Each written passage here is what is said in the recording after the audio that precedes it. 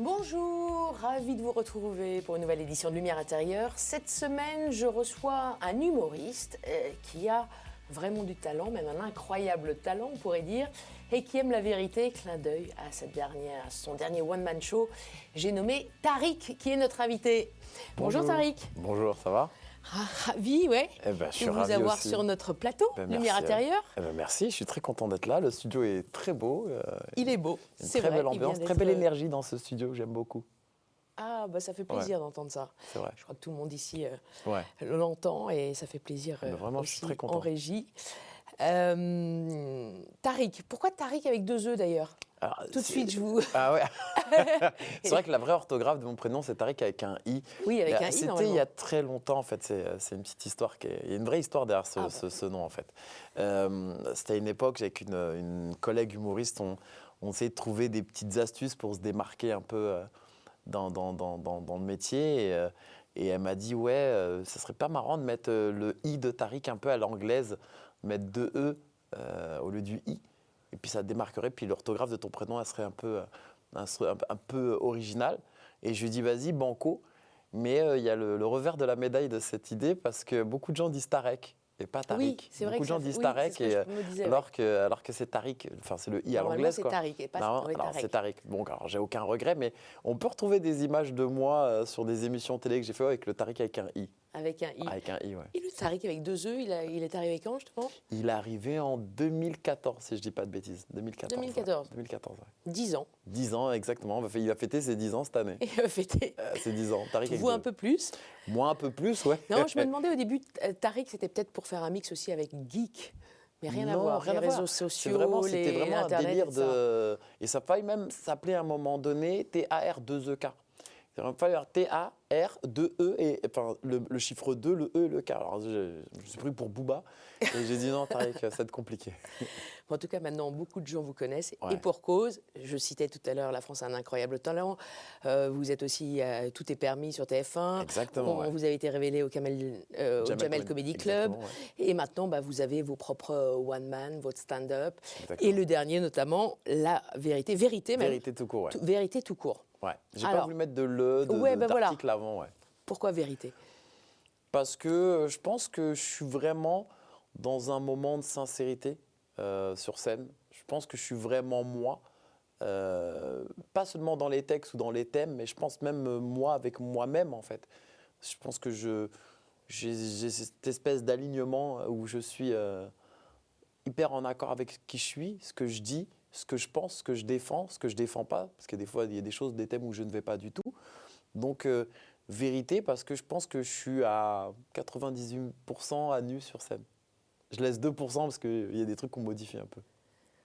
Ça, c'est sincère. Ouais, c'est sincère. Je pense que sur les spectacles que je faisais avant, ou même sur mes premiers sketchs, j'essayais d'écrire en fonction de. C'est-à-dire que j'écrivais en fonction du public pour plaire à un tel public, plaire à telle personne, pas vexer telle personne, telle communauté.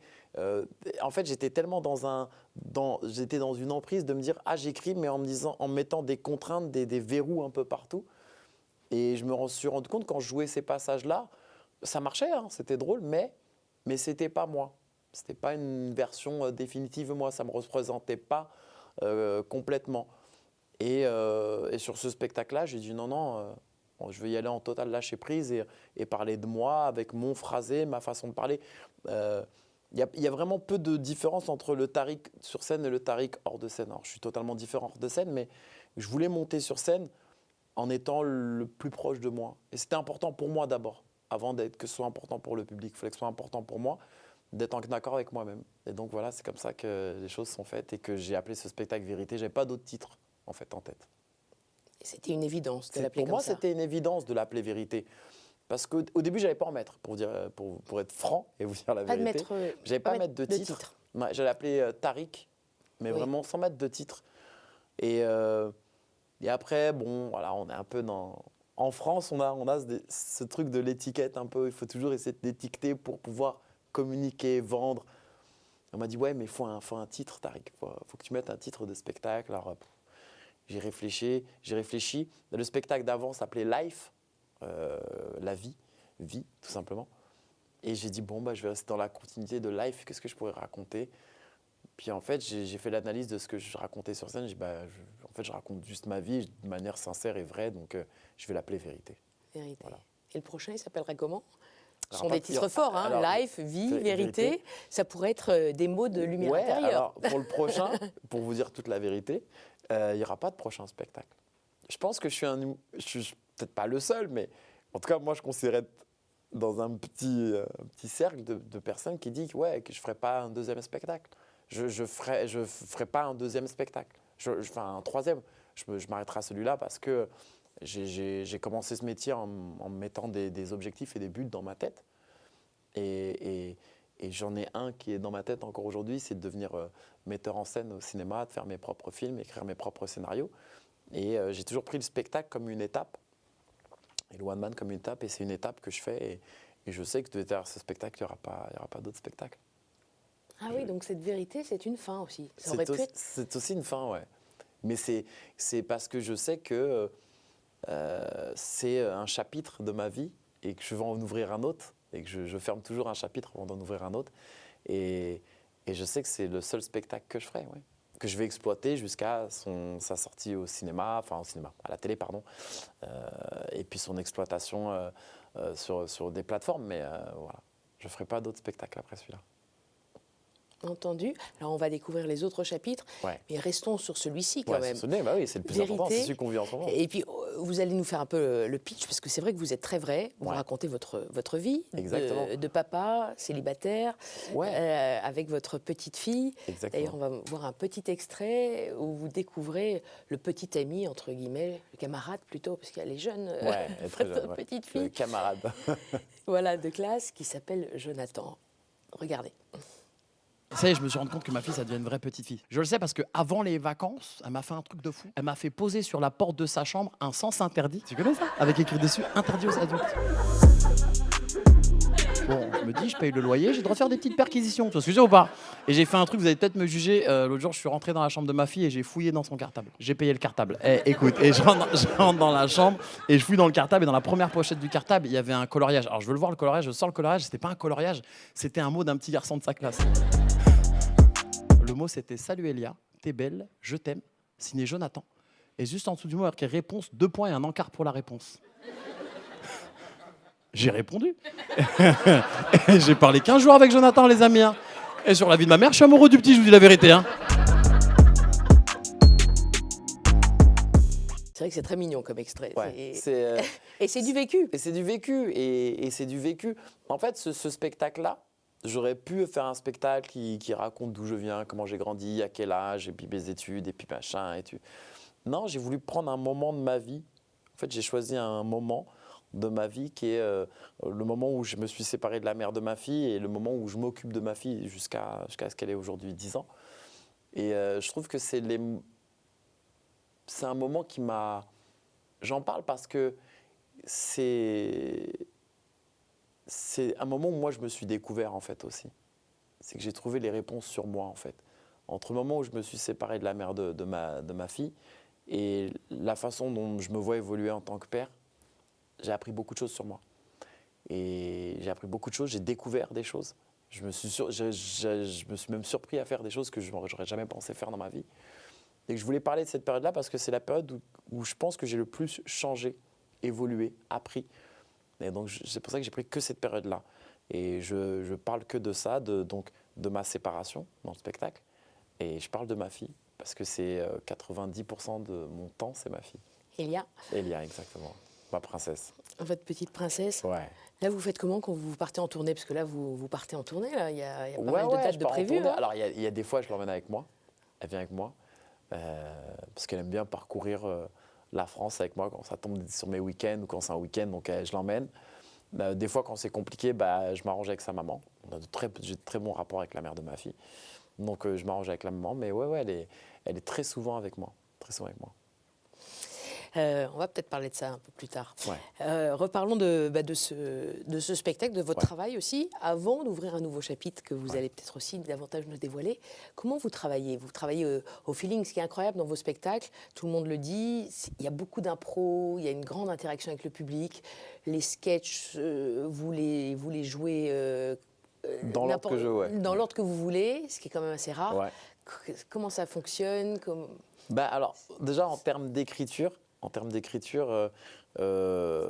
j'écris seul. C'est une vérité, j'écris seul, mais j'ai un deuxième avis qui s'appelle Karim Flanders, qui est un ami d'enfance avec moi, qui lui est un ancien comédien aussi très talentueux, qui était dans une troupe de théâtre, qui maintenant, pour des raisons familiales, a totalement pris du recul avec ce métier, mais qui continue à travailler avec moi sur comment structurer sur mes vannes. Donc je lui apporte en fait la matière première, en fait. Je lui ramène la pépite et lui la taille, en fait. En gros, c'est ça l'idée.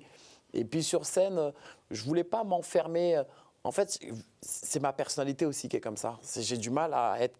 Enfin, quand on m'impose des cadres, ça m'inhibe, en fait. Et c'est pour ça que j'ai toujours refusé d'avoir un metteur en scène, parce que je savais que ça m'empêchait d'être assez libre dans mes mouvements, parce qu'un metteur en scène va me dire « ouais, mais tu dis ça, et là, tu le dis à ce moment-là, et puis là, c'est comme ça, et puis à 15 minutes, c'est ça, à 20 minutes, c'est ça, à 25 ».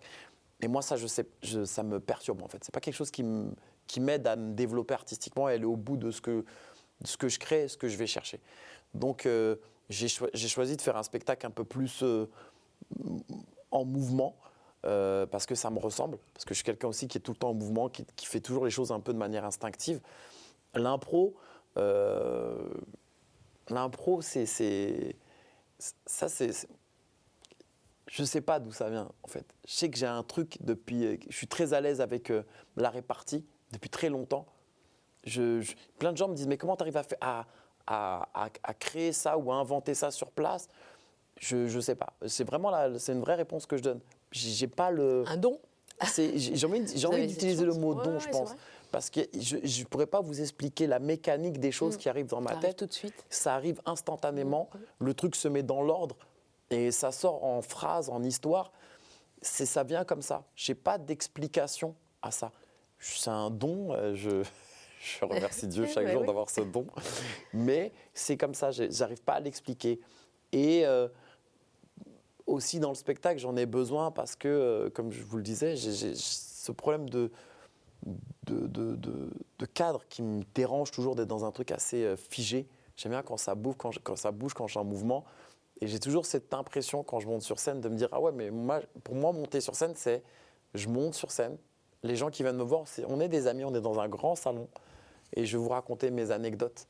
Je vais vous raconter ma vie, je vais vous raconter mes petites histoires. » Comme si vous étiez en famille. Comme si on était en amis. famille. Ouais. Et en fait, c'est vrai que j'ai du mal à me dire que le public, c'est un public. J'ai toujours ce truc à me dire, ah ben en fait, on se connaît tous, on a une espèce de lien et de connexion. Vous avez le trac ?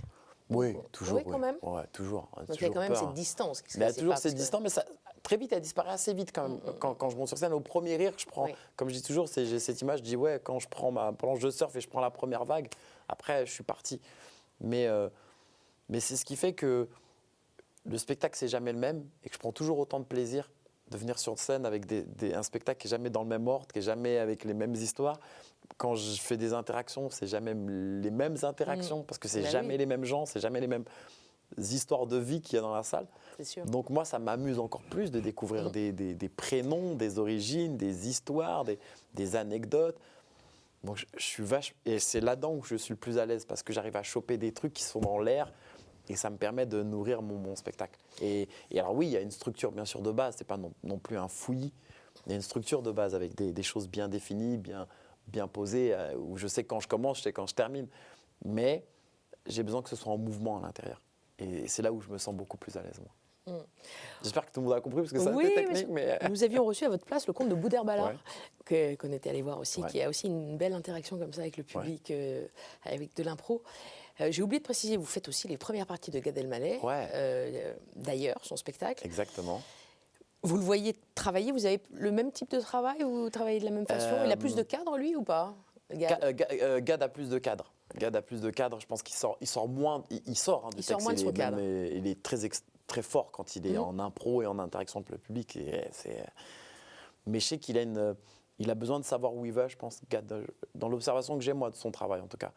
J'ai l'impression qu'il a besoin de savoir où il va et que les choses soient posées et que ce soit dans un ordre bien défini. Je l'ai vu aussi faire bouger des choses dans son spectacle, les mettre aussi dans l'ordre qu'il voulait, mais c'est toujours très bien structuré. Ça reste toujours des tableaux, des sets bien faits, bien ajustés. J'ai beaucoup appris auprès de Gad en l'observant travailler. C'est impressionnant de vous voir aussi, de pouvoir Ah oui, travailler, oui, vous oui. voir sur scène. Ouais, merci. Et la prochaine page qui se tourne, ça va être, vous le disiez, donc de la réalisation, l'écriture de films. On peut en savoir un peu plus? Oui, je suis déjà en train d'écrire des films. Enfin, j'en avais déjà écrit un il y a quelques années. Le projet s'est pas fait pour des raisons totalement humaines, en fait. On ne s'est plus entendu avec les scénaristes avec qui j'étais dans le projet. Mais j'ai continué à écrire les miens de mon côté. Et, j'ai appris pendant cette première expérience et j'ai écrit les miens de mon côté. Effectivement, c'est pour plus tard pouvoir réaliser mes propres films où je ne jouerai pas dedans. Parce que ça demande plus de rigueur. Ouais, ça demande plus de rigueur. Bah, ça, oui, pour le coup, ça demande Voilà, beaucoup plus faut de rigueur. Mais voilà, c'est un chapitre que j'ai envie d'ouvrir. C'est aller vers la mise en scène de films, de mes propres films. Donc j'écris mes films en ce moment. Voilà. Et une c'est série. ça, c'est une série? Ouais, une série, ouais. Et là-dessus, oui, vous ne dévoilez pas encore Si, je peux vous dire, en fait, j'écris 2 comédies, dont et un biopic.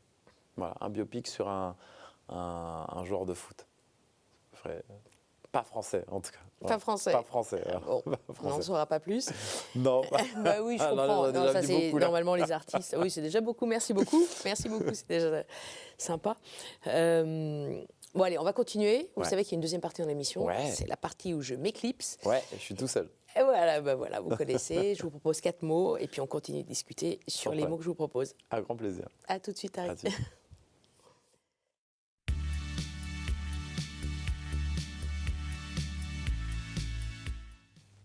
Pardon.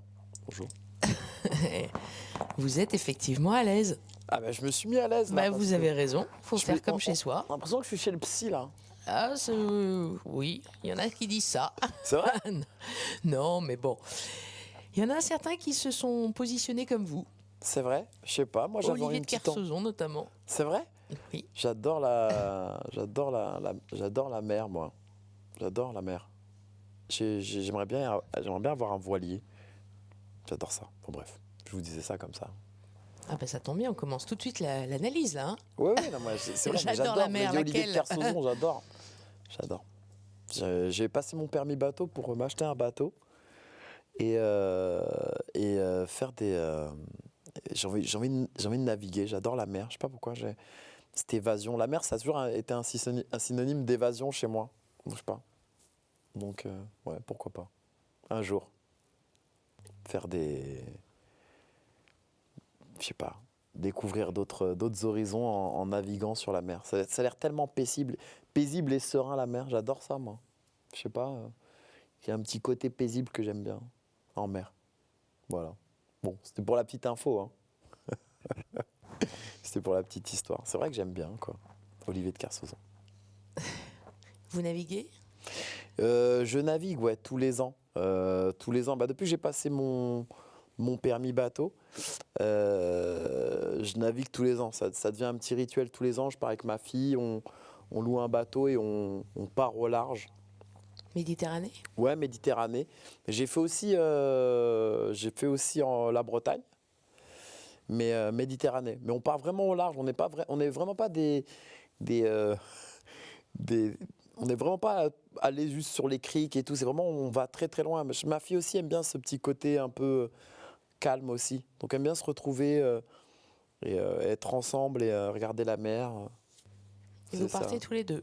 Ouais, on part tous les deux. On l'a déjà fait. Après, avec des amis aussi, mais très souvent, on part que tous les deux. On aime bien être à deux avec ma fille. C'est très bizarre. Hein. Il y a des gens qui aiment bien être avec leur enfant et avec d'autres couples et avec d'autres enfants. On a créé un truc avec ma fille où on aime bien être ensemble tous les deux et vivre des moments à deux. C'est vraiment un vrai partage. On communique énormément dans ces moments-là. On se parle. Elle me raconte beaucoup de choses. Donc c'est vrai que Voilà, on fait ça vraiment que tous les deux, mais pas que en bateau. On fait ça partout dans le monde parce qu'on aime bien voyager. Hein. J'ai la chance d'avoir un enfant qui aime voyager, qui n'a pas peur de prendre l'avion longtemps. Donc voilà, c'est un vrai partage. C'est des moments en fait que je me crée. De toute façon, j'ai besoin de me retrouver avec ma fille à deux parce que toute l'année, je suis tout le temps entouré. Il y a le public, il y a les après-spectacles, il y a tous ces trucs-là, donc toutes les émissions, les promos. Donc dès que j'ai ces moments-là à deux, pour moi, ils sont très très précieux. Très très précieux. Bon, ça tombe bien, je n'avais pas encore commencé à donner le premier mot, Ah, mais vous l'avez déjà dévoilé puisque c'était le mot paternité. paternité, ah ouais. Eh oui, paternité, c'est un mot important. C'est un mot, pour moi, qui veut tout dire, mais déjà dans les deux sens, parce que paternité avec mon père, c'était un repère. Hein. Mon père n'est plus de ce monde, pardon, paix à son âme. Et puis là, depuis 2017, ça a été, son départ a été très déroutant pour moi, parce que c'était vraiment un repère dans ma vie, dans plein de choses. C'est vraiment une espèce de base, de socle, quelque chose de très solide. Et quand mon père est parti, ça a été très difficile déjà. Et puis ça a été un moment hyper compliqué parce que je crois que tout s'est effondré en dessous de moi. Toute la sécurité que j'avais, toutes les bases que j'avais sont un peu effondrées parce que il n'était plus là. Donc, et c'est là que je me suis rendu compte que j'avais beaucoup construit autour de mon père, plein de choses. Alors il y a ma mère bien sûr qui est toujours là et qui est la marraine, mais mon père c'était une espèce de force en plus pour moi. Et c'est ce que j'essaie d'être pour ma fille, cette espèce de force et de repère, sans être trop, comment dire, sans être trop sur elle en fait. J'essaie comme lui laisser un peu de liberté, qu'elle arrive à se forger un peu elle-même, mais Possessif. ouais, possessif aussi. J'essaye d'être pas trop possessif, mais je la laisse un peu aussi créer son univers, mais j'aimerais bien être son repère comme mon père l'a été avec moi. Donc voilà. Et surtout, j'ai récupéré toute la responsabilité que mon père m'a transmis en le voyant faire avec moi et mes frères et sœurs. Et je me suis dit, faut que je fasse la même chose avec ma fille. Et c'est vrai que... Êtes-vous l'aîné? Non, je ne suis pas l'aîné. Je suis le milieu, moi. Je suis le milieu. Vous avez combien de frères et sœurs? J'ai 3 frères, 2 sœurs. 3 frères, 2 sœurs. Je suis le milieu, pile poil le milieu, quoi. C'est vraiment l'enfant... Le quatrième? Ouais, le quatrième. L'enfant inutile. Et, l'enfant inutile. Et, mais non, mais je dis l'enfant inutile parce que souvent, quand tu es au milieu de la mêlée, on ne te voit pas. T'es le milieu, t'es au milieu, on te voit pas. L'aîné, on le voit, la plus petite, on la voit, mais le milieu... Est-ce que c'est pour ça peut-être que vous avez choisi ce métier? Ouais, je voulais qu'on me voie. Pour qu'on vous voit. Bah oui, mais de toute façon, humoriste, ça naît d'une blessure. Pour moi, ça naît d'une blessure. Personne ne peut dire j'ai une super vie et je vais devenir humoriste. Ah, Ouais. justement. Ouais, Regardez Tariq, c'est mon deuxième mot. ouais. Humour. Humour, Il vient oui. d'où cet humour? Il vient d'où cet humour? Expliquez-nous justement Ah, moi, ce là, que vous venez de dire, développez. oui, il vient de. J'avais envie qu'on me voie. Bien sûr que je suis d'une famille nombreuse, je suis au milieu, je suis dans la mêlée. C'était compliqué, quoi, pour exister. Donc, surtout dans une famille nombreuse, pour exister, fallait jouer des coudes un peu. Et l'humour est venu comment? En fait, l'humour, il est venu de plein de choses. Déjà, ça a commencé. Moi, j'ai grandi dans un quartier à Montreuil, dans 2 quartiers exactement, parce que on a déménagé. Et j'étais fasciné. J'étais vraiment fasciné par la répartie des mecs de mon quartier.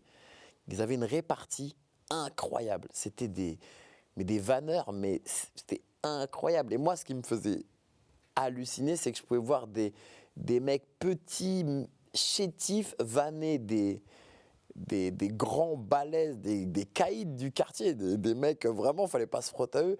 puis les vanner, se moquer de leur physique, de leur fringues, de leurs parents. Et ça faisait rire le mec. C'est-à-dire ça ne l'énervait pas, ça ne le vexait pas. Et je dis, mais comment on peut dire toutes ces choses, mais très border, et ne pas vexer? Je pense que c'est je pense que pour que ça passe, il faut de l'amour et de la bienveillance. Et ces mecs-là, ils avaient que de l'amour et de la bienveillance quand ils vannaient d'autres mecs. Et quand j'étais petit, j'étais fasciné par ces mecs-là, notamment par un cousin à moi qui s'appelle Messali. J'étais fasciné par sa répartie, par ses vannes. Et il vannait tout le monde, et tout le monde l'aimait. Tout le monde l'aimait. Et moi, je me souviens quand j'étais très jeune et que je voyais mon cousin Messali parler comme ça, je dis, mais moi, je veux parler comme lui. Je veux avoir cette répartie comme lui. Donc j'ai observé. J'ai observé pendant longtemps tous les mecs de quartier, toutes les mécaniques qu'ils utilisaient. J'observais tout ça. Et après, je l'ai mis en application. Dans le seul endroit où on peut mettre en application ce genre de mécanique, c'était à l'école. Donc Oui. j'ai commencé à mettre cette mécanique. J'ai lu ça et vous aviez tout de suite pu développer votre don que vous Exactement. aviez déjà. Exactement. Il y a une anecdote comme ça, je crois, où votre prof d'histoire géo vous a permis d'animer le cours pendant 5 minutes à votre façon. À ma façon. Parce qu'en fait, j'ai vite compris. En fait, je savais que cette répartie à l'école, ça pouvait être perturbant. Ça pouvait perturber la classe. Mais moi, je ne voulais pas être un perturbateur de classe. Donc, j'ai été beaucoup plus technique, on va dire. Moi, je me disais à chaque fois, Tariq, ne fais pas rire tes collègues, tes camarades, fais rire le prof. Si tu fais rire la tête, tout le reste va suivre. Donc, je faisais que ça. Mon but à moi, c'était de faire rire le prof. Pour avoir des bonnes notes. Pour avoir des bonnes notes, ça, j'étais un bon élève. Ça va, je m'en sortais bien. Mais je me savais que pour générer un rire collectif, il fallait que je tape dans la bonne personne. Et la bonne personne, c'était le prof. Et donc, je faisais ça très souvent. Et c'est vrai qu'un jour, en cours d'histoire géo, on avait un prof d'histoire géo qui s'appelait Monsieur Mansart. Et lui, il venait des États-Unis parce qu'il était prof d'histoire aux États-Unis, en français, donc dans une université française, aux États-Unis. Et donc, il revenait des États-Unis. Donc, à chaque fois, il nous parlait du fait qu'il avait vécu là-bas et qu'il avait travaillé là-bas. Et donc, il nous parlait de son expérience. Et moi, je faisais toujours des vannes là-dessus parce qu'en fait, ce qui était très drôle avec ce prof, c'est que j'étais resté tellement longtemps aux États-Unis. Quand il parlait, il y a des mots en français. C'est la première fois de ma vie que je voyais ça. C'était un Français qui oubliait les mots français. Et c'était tellement drôle de le voir des fois dire oui, alors je suis revenu en plane, en avion. Il y avait un peu de snobisme. Ouais. Et moi, derrière. voilà. Et j'arrêtais pas de me moquer de lui, ça le faisait rire. Et il me disait ouais, vous devez faire du stand-up. Moi, je viens des États-Unis et aux États-Unis, ils ont du stand-up. Faites du stand-up. Bon, à l'époque, le stand-up, c'était pas en France, il n'y avait pas du tout de stand-up, quoi. Et un jour, je me souviens, on a 2 heures d'histoire. Et il s'en allait toujours à la pause à la salle des profs. Et donc, il s'en va à la pause des 2 heures. Et je suis devant la classe, je commence à faire mes histoires, mes conneries. Ça fait rire un peu tout le monde et tout. Et quand il revient, donc je retourne, je me souviens, je retourne à ma place, on se croise comme ça. Et il me dit, vous allez où? Je dis, je retourne à ma place. Il me dit, non. Il me dit, revenez au tableau et je vous donne 5 minutes. Allez, faites-nous un truc là pendant 5 minutes. Je dis, oh, je suis OK. Mais je me souviens, j'avais pris une carte de la Russie parce qu'on était dans le cours sur la Russie. Et je prends la carte de la Russie et je pose la carte et je fais toute une impro sur la Russie. Et en l'imitant et en faisant croire qu'il y avait des mots que j'avais plus en français. Et c'est ma première expérience de scène. C'était celle-là. C'était en première, je crois. En première S, si mes souvenirs sont bons. En première S. Exactement. Ouais. Avec des mots de russe. Il y avait le mot Pravda. Ouais, Pravda, je me souviens. C'est la vérité, justement. J'avais écrit la Russie avec un S, je crois. Si mes souvenirs sont bons. Je crois que c'est la première vanne qui avait fait rire la classe. J'ai écrit OK, la Russie, j'ai mis la Russie. Et ça a fait rire toute la classe. Je me souviens, c'est la première vanne de ce sketch. La première vanne, et il y en a eu beaucoup d'autres, puisque tout de suite, vous aviez trouvé votre voie, non? Vous êtes vite dit, je vais faire du théâtre. Vous avez fait du théâtre classique. Ouais, j'ai fait du théâtre classique, c'est vrai. Et ensuite une troupe. Une troupe, exactement, c'est ça. Parfait. Ah non, c'est vrai. J'ai tout de suite fait du théâtre. C'est bizarre, j'aurais pu aller dans l'humour, mais j'ai préféré faire du théâtre. En fait, le théâtre, c'est parce qu'on m'a présenté un ami, un metteur en scène qui s'appelle Victor Dos Santos. je le salue, hein, je dis les noms des gens, je suis désolé, peut-être que les gens ne les connaissent pas, alors ils sont d'ailleurs inconnus, mais j'aime bien citer. Et il me dit, viens, j'ai une troupe de théâtre à Paris, un truc privé, donc est-ce que ça te dirait de rejoindre la troupe? Je suis allé parce que j'étais intéressé par le théâtre, sans me dire que j'allais faire du one man ou que j'allais être stand-upper. C'était vraiment parce que ça m'intéressait d'apprendre des textes, de lire, j'aime beaucoup lire. Donc voilà, et j'aime aussi le théâtre, donc voilà. Donc c'était vraiment l'occasion. Mais donc je me suis développé et techniquement, c'est là que j'ai un peu appris des techniques de théâtre en fait, avant de monter sur scène. Allez, on continue. 3e mot, le mot coexister. Coexister, ça vous dit quelque chose? Alors coexister, ça me dit beaucoup de choses. Ça me Allez-y. dit énormément de choses. Bah là, si on me demande tout de suite au tac coexister, un film réalisé par Fabrice Eboué, avec Guillaume de Tonquédec, Jonathan Cohen et Ramzy Bedia. C'est un film, j'ai joué dans ce film Coexister, qui est un film incroyable. Un producteur de musique, donc, qui essaie de faire chanter ensemble un imam, un curé, un rabbin, en fait. Un rabbin. Une façon de vivre ensemble. Une façon de vivre ensemble. Mais de toute façon, le film, au-delà de la drôlerie et de la...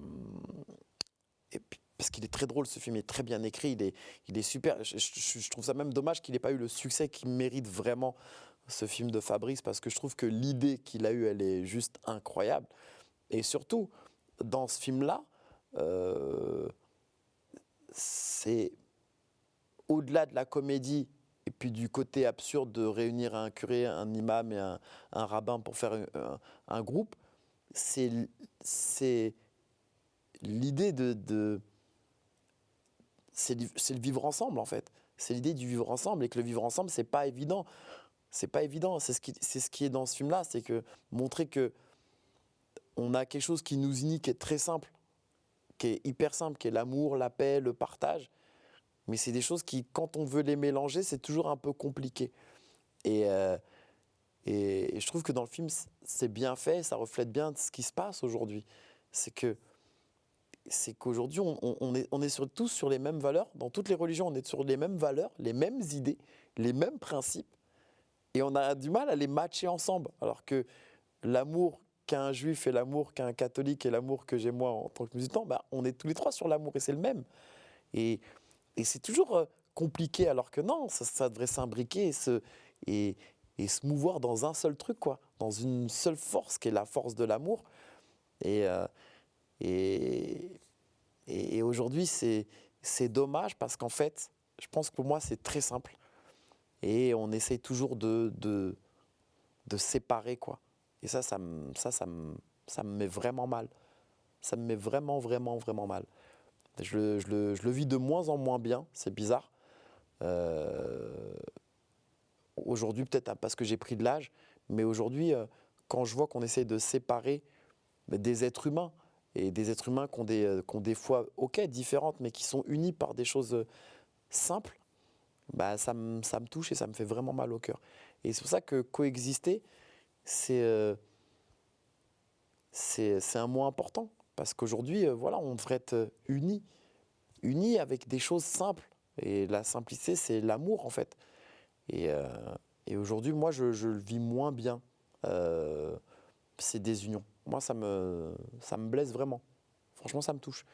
Quand je vois en ce moment ce qui se passe, avec ce qui s'est passé là au mois d'octobre dernier, moi, ça m'a... J'étais arrivé à dire à un ami à moi que c'est la première fois de ma vie, à mon âge, j'ai 45 ans, où j'ai senti qu'entre les juifs et les musulmans, il y avait deux clans, en fait. C'était séparé. Alors que moi, j'ai grandi dans quelque chose où je me sentais tellement proche, et en fait tellement en accord, en union avec mes frères juifs, et avec ce qui s'est passé, puis les manifestations, les posts Instagram, les trucs, je disais, c'est la première fois que je sentais qu'on essayait de nous désunir, nous séparer les uns des autres. Et je pense que ça, c'est le truc qui m'a fait le plus mal. Mais c'était la première fois de ma vie que je le ressentais, qu'il y avait nous et eux. Alors que moi, j'ai toujours grandi dans quelque chose qui était nous tous, juifs, musulmans, catholiques. J'ai grandi dans ça, Et aujourd'hui, j'ai trouvé ça limite palpable de sentir qu'il y avait une espèce de désir de se séparer et de monter une religion contre une autre. Et ça m'a beaucoup, beaucoup touché, beaucoup peiné. Et je trouvais ça dommage. Je trouvais ça dommage que ce mot-là, il n'ait plus le sens qu'il devrait avoir vraiment en profondeur. Ça m'a vraiment touché. Parce que moi, j'ai grandi, c'est peut-être bateau ou c'est peut-être déjà entendu, mais ça reste une réalité. Moi, où j'ai grandi à Montreuil, dans le 93, dans une ville où on était mélangés, on était tous ensemble. J'ai lu que vous étiez né à Madrid. Ouais, je suis né à Madrid, je suis né en Espagne. Oui. Je suis né en Espagne. Qu'est-ce qui s'est passé Un accident. Ouais, voilà, c'est le mot. Un accident. Des vacances. Vacances. Voilà, oui, mes d'accord. parents revenaient du Maroc, petite escale en Espagne. Ma mère, elle a craqué à ce moment-là. Elle a craqué. Non, mais pour revenir vraiment sur ce que je disais, c'est j'ai grandi en Espagne. J'ai grandi à Montreuil, pardon. Je suis né en Espagne, je suis marocain. Je suis moi-même un mélange de plein de choses, en fait, déjà, de base. Je suis musulman, mais j'aime tellement apprendre des autres, j'aime tellement être au contact des autres, j'aime tellement être avec les gens et de connaître l'histoire des gens, de savoir ce qu'ils ont dans le cœur. Et qu'aujourd'hui, tout ce qui est tentative de séparation, de désunion, ça me blesse, ça me vexe vraiment. Séparation et séparatisme. Exactement. Et ça, je supporte plus. Je supporte plus parce que ça me... Moi, j'ai grandi avec mon voisin du 3e, c'était Steve Naïm, c'était un juif. J'avais des bouddhistes à ma droite, j'avais des musulmans en haut, en bas, des cathos. On était tous ensemble. Mais on était tous ensemble. Et quand on se retrouvait, quand j'allais toquer chez lui pour du sel, je lui donnais du sel. Quand il venait toquer chez moi pour du poivre, il y avait du poivre. Mais il n'y avait pas ces questions-là, quoi. Il n'y avait pas ces questions-là. On était tous unis par un truc, quoi, la jeunesse, l'amour, le partage. Et aujourd'hui, ce qui me fait mal, et surtout, moi, je suis père maintenant, donc il faut que je l'explique aussi à ma fille. Parce que ma fille, elle me pose des questions sur quand elle voit les manifestations, quand elle lit des choses. Je suis obligé de lui expliquer qu'à une époque, c'est comme ça et qu'aujourd'hui, il ne faut pas tomber dans ce piège où on essaye de monter les uns contre les autres, les séparer. Non, on est tous ensemble, on est tous dans le même bateau. Et pour moi, c'est peut-être le bateau de l'utopie, peut-être. Je suis peut-être trop utopiste. Mais pour moi, le bateau de l'amour, il est grand et il y a de la place pour tout le monde, juifs, musulmans, catholiques et tous ceux qui ont envie d'y être, tout simplement. Jolie phrase. Pour conclure, voici le dernier mot. Et il résonne aussi ses croyances, justement. Croyances, religion, la religion. La mienne, c'est musulman. Moi, je suis musulman et je suis croyant. Je suis pratiquant. Pas pratiquant, pour être très franc, je suis pratiquant, mais pas pratiquant à 100%. Il y a des choses que je ne fais pas. Hein. Il y a des choses que... Alors, j'ai fait les bases, mais au-delà de ça, je pense que la religion, au-delà d'une pratique, parce qu'on a des choses à faire, il y a un comportement à avoir. Vous voyez, ça pour moi, la religion, c'est un comportement. Au-delà de, oui, il faut que je fasse mes prières, oui, il ne faut pas que je mange de porc, oui, il ne faut pas que je boive de l'alcool, oui, il y a ça. Ok, pas de problème, on va dire ça, c'est les bases. On va dire, mais après, je pense que c'est du comportement. Parce que toutes les religions, quelles qu'elles soient, même que ce soit la mienne ou que ce soit le catholicisme ou le judaïsme, ça prône une seule et même chose, c'est l'amour, la paix, le respect, donc des valeurs. Donc pour moi, c'est au-delà de la pratique, c'est au-delà des commandements. C'est vraiment une espèce de comportement et une espèce d'éthique et puis surtout de faire le bien, quoi, d'être bien. Parce que c'est quoi la religion ? La religion, c'est ce qui te cadre pour t'emmener vers quelque chose de bien et à faire le bien et à être bien et vivre bien. Donc pour faire le bien, tu ne peux pas être mauvais. Tu ne peux pas avoir le cœur noir et dire ouais, je pratique, mais j'ai le cœur noir. Ok, je fais tout ce qu'on me demande de faire, mais je n'aide pas mon prochain. Puis lui, je ne l'aime pas. Et puis lui, il est bizarre. Et puis lui, non, il est différent, donc je ne lui parle pas. Non, je pense que pour moi, la religion, il y a ok, ce qu'on nous dit de faire, ce qui est dans notre religion, mais il y a ce qu'il y a tout autour, et tout autour, c'est aussi les autres. Et c'est de faire le bien, d'être connecté avec les gens, l'humain, le cœur des gens, la spiritualité des gens, avec du respect. Moi, je respecte mon frère juif comme je respecte mon frère catholique. On se respecte. Je l'aime, je les aime en fait. C'est peut-être encore une fois très utopiste avec ce qui se passe en ce moment et ce qu'on essaie de nous vendre en ce moment.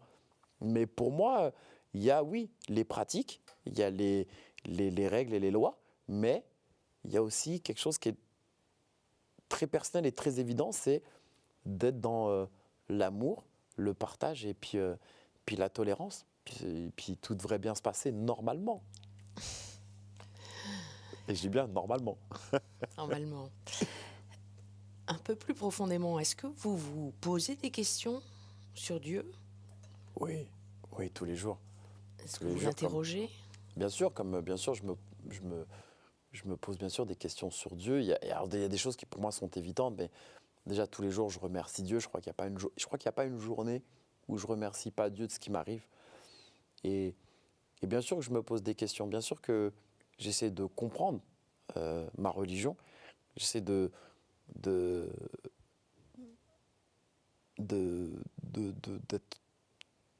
faire toujours. J'essaie toujours de m'élever spirituellement de toute manière.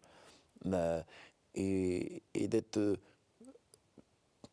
toujours un peu avec une espèce d'intelligence sur ma religion. Il y a des choses qui me dérangent des fois quand je vois je sais même pas comment les qualifier, quand je vois des vidéos sur Internet où des gens font des espèces de traductions, de remaniements. Ça me dérange profondément. Mais je sais que moi, oui, je me pose beaucoup de questions sur moi déjà.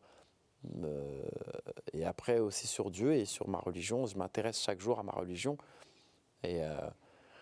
Mais tout en restant dans quelque chose de comment dire? En fait, j'essaie toujours de l'adapter à la situation dans laquelle je me trouve. C'est-à-dire que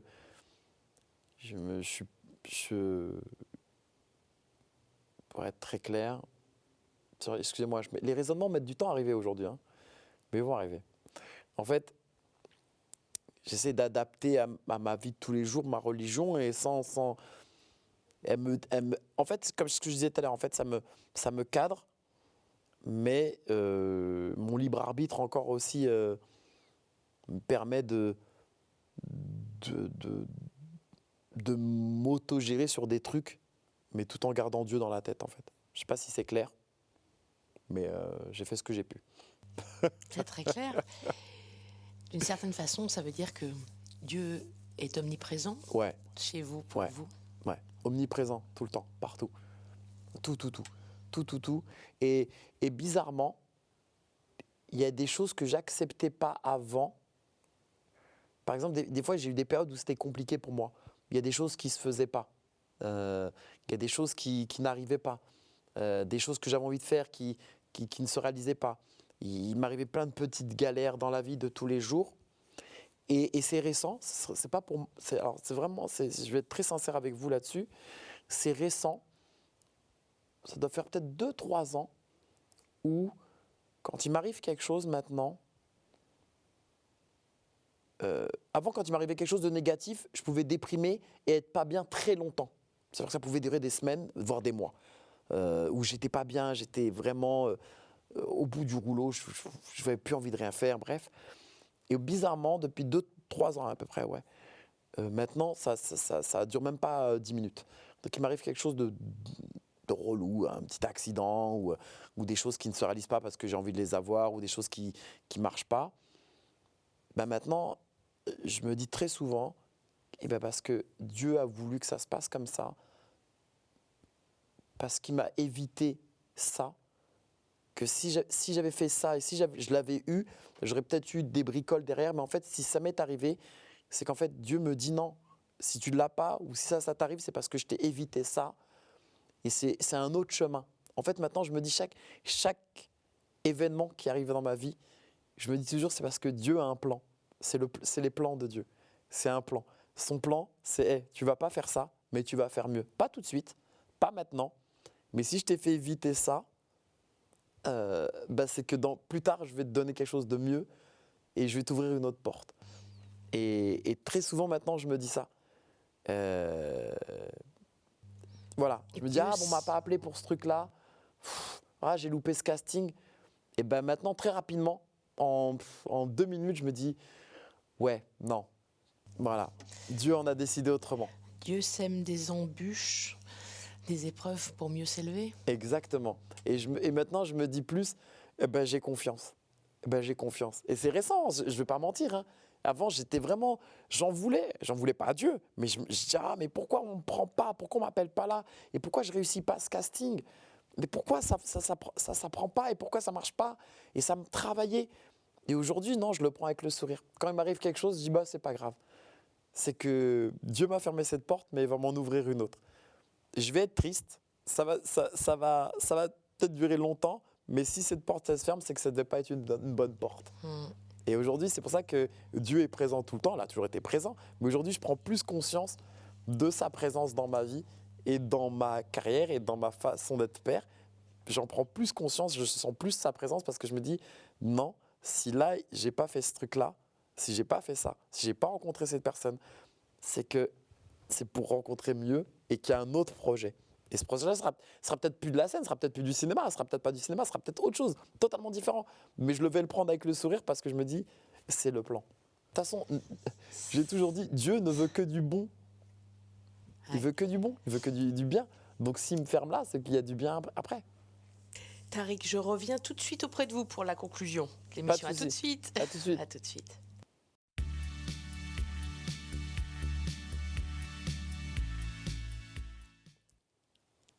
Ça va, Tariq? La petite chanson, j'aime bien. Vous aimez bien la petite musique? Bouger un peu la tête. Oui, je vois ça. Bon, alors, comment est-ce que vous avez trouvé cette expérience? C'était bien. Hein. Un peu psychanalytique, vous Très pensiez au bien, parce départ? que j'aurais pu parler encore 4 heures. Hein. Moi, j'aime beaucoup parler. Hein. J'aime beaucoup. Des fois, je préviens les gens quand ils me parlent. Je leur dis, attends, je te reviens, je parle beaucoup, moi. J'ai beaucoup de choses à dire. J'ai toujours un truc à dire. Là, vous parliez au démarrage de cabinet de psy. Vous y êtes déjà allé? Oui. Ouais. Oui. Oui, ça, j'ai fait ça. J'ai fait de la psychanalyse. J'ai même vu un psychiatre il y a très longtemps. Quand j'étais très jeune. J'étais très, très, très jeune. Je devais avoir 16 ans, je crois. Non, plus jeune encore. Plus jeune encore, ouais. Pour quelle raison? Il y avait des choses à dire, justement. Oui, il y avait des choses à dire, je pense. Parce que j'étais souvent à l'hôpital quand j'étais petit. J'étais hospitalisé très souvent par rapport à mon asthme. Mais je pense qu'il y avait un truc avec mes parents. Donc, voilà. Donc, cette place à trouver. Ouais, cette place à trouver. Puis ce côté un peu, j'ai l'impression d'être un peu rejeté. Donc, j'avais l'impression d'être un peu à part de mes frères qui étaient tous bien portants. En fait, parce qu'en fait, avant, maintenant ça va mieux, mais quand j'étais petit, je me disais, attends, je suis le seul qui est né malade, je suis le seul qui n'est pas né en France. Et donc, en fait, ça faisait trop de choses où j'étais le seul. Et je me suis un peu renfermé sur moi-même quand j'étais petit. En plus, j'étais obèse, c'était vraiment une période compliquée. Oui, mais justement, différent. Ouais, différent. Mais ce qui était c'est bien aussi la différence, ouais, c'est bien la différence. Sortir du lot. Exact, mais ce qui était une douleur, ce qui était un point faible est devenu un point fort aujourd'hui. Ouais, c'est devenu une force. C'est devenu une force en plus, ouais. Exactement. Mais à l'époque, je vivais ça comme un truc compliqué. Il y a beaucoup de choses compliquées, oui. Donc votre asthme, donc la respiration, ouais. et une obésité quand vous étiez plus jeune. Ouais, une obésité, parce que je prenais de la cortisone à l'époque, énormément de cortisone. Donc j'étais j'avais pas le régime à côté, j'avais pas le régime alimentaire qu'il fallait, donc j'étais très obèse et donc j'avais obésité plus asthme plus j'étais pas né en France plus il y avait trop de choses qui faisaient que j'avais l'impression d'être pas comme mes frères en fait. Je dis pas que j'ai pensé qu'on m'avait adopté, mais à un moment donné j'ai commencé à me dire attends pourquoi je suis pas comme eux quoi.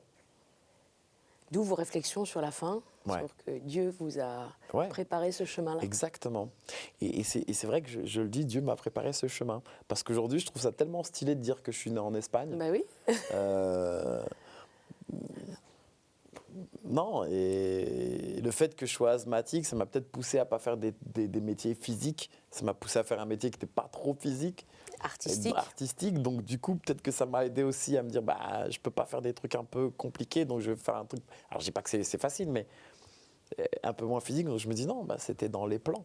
Ça a été toujours dans les plans. Donc c'est là où je me suis encore plus dit, non, en fait, c'était pas une faiblesse, c'était une force, c'était écrit. Le mektoub, comme on dit chez nous. Mektoub. Mektoub, exactement. Le destin. Le destin. C'était écrit comme ça. Merci beaucoup, Tariq. Merci à vous. On peut vous voir encore dans Vérité. Ouais. C'est votre dernier spectacle qui est hilarant. Apollo, mais là, vous partez en tournée, donc on peut vous voir à travers la France en 2024. Exactement. Et puis, on vous recevra peut-être pour la nouvelle page qui va se tourner avec écriture de films. Il y a plein d'autres choses. Je sens oui, il y a plein d'autres choses. Mais je reviendrai avec grand plaisir. Entendu. Merci beaucoup. Merci à vous. Vous pouvez retrouver, comme d'habitude, vous connaissez l'adresse ktotv.com. On se retrouve la semaine prochaine. Bonne soirée. Merci.